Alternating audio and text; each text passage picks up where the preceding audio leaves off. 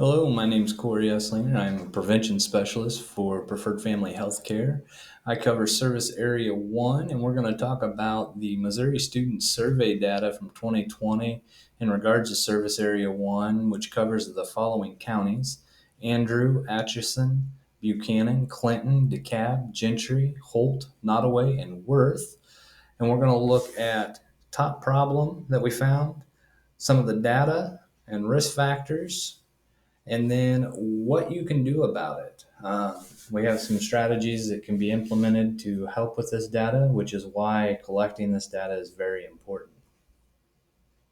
Top problem that we found was alcohol. It was the leading problem in the service area when it was compared to RX, or prescription drugs, marijuana, and tobacco use in 2020 amongst our youth.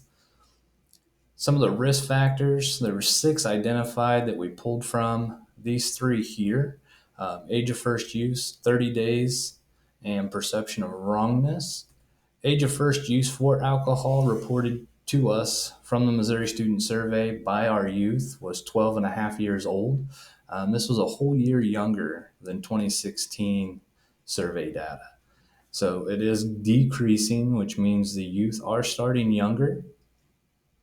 Past 30-day use, 12.8% of youth reported using alcohol in the last 30 days in the service area. Though this is lower than the state average, this was the most used substance of all the substances surveyed in the service area.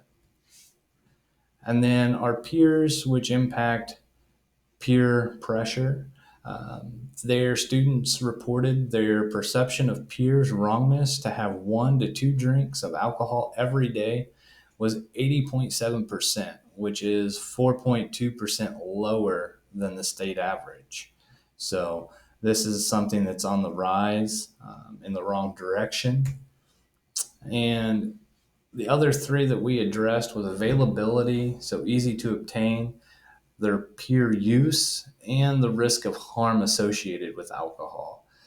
And we can do a lot with this information, which, as I said, we're going to talk about coming up on strategies and ways that we can implement good strategies to combat this.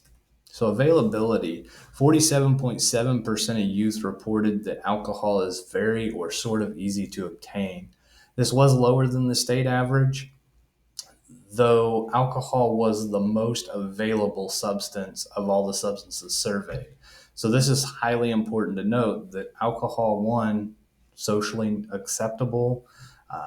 Liquor vendors are selling to minors, or friends know people. A lot of different things go into this availability. Peer use. In the service area, 11.5% of youth reported one of their closest friends have used alcohol in the past year. This was the highest of substances used by friends, and it was higher than the state average of 9.4%. So we know that peers are using, it's easy to obtain, and the wrongness by peers is low. So, risk of harm.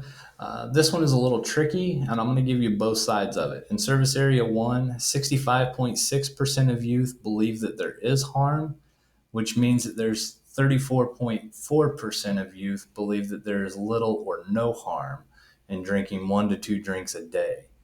And this is troubling for us because that means they're more likely to use the substance because there's less harm associated with it. Well, great data. What can we do with it? Well, we have effective strategies for change here, and we're going to cover each one of these, starting with information. So, what are some things for providing information? We can hand out brochures, work with local coalitions, community business owners, and spread the information about the dangers of alcohol, whether they're short-term or long-term effects. And we also know that youth, their brain are still developing. So giving that information out so they're better educated to make their own informed decisions is key at this point. Enhancing skills. So this could look like training, distance learning, and strategic planning retreats, curriculum development. So there's a lot of different things that can be utilized here. where we open it up to the community to invite kids in to partake in these events.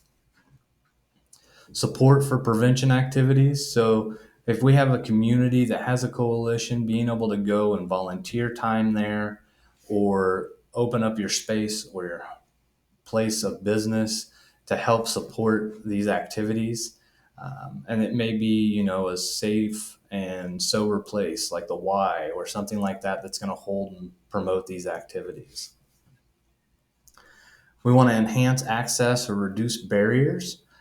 This could be in seeking treatment or being able to get to a service or an opportunity. A lot of things are going digital now and online, so keep that in mind when we're looking at enhancing access to services. Then we have changing consequences. This is going to be dealing with rewards or behaviors or increasing taxes, citations, fines, and things like that, which can be done at your local policy level in your community. And then we also look at changing physical design, making environmental changes. This could be the landscape within a store, it could be signage, it could be making sure there's light in low lit areas that youth are hanging out at. A lot of different options here, but working with or starting a coalition, there's funding available to do so. And always modifying and changing policy. This can be done at a local level with your local city council. It can be done at a state level, federal level, however involved you want to be.